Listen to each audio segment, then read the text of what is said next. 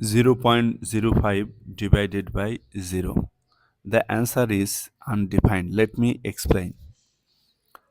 Okay, this is the divisional statement. 0. This is dividend, this is divisor, and here we'll get quotient or answer. For this is for every divisional statement we have a multiplication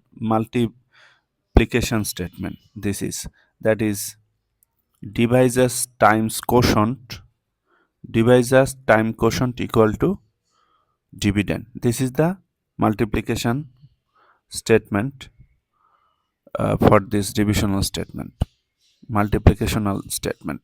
Okay, so what multiplied by 0 gives you 0.05? That will be the result. If you consider here 1 times 0, that gives you 0. Then let's say 2 times 0, that gives you 0. But this 0 is not 0.005. That is, you are not getting this after multiplying something with this 0. That is, we are not getting any answer.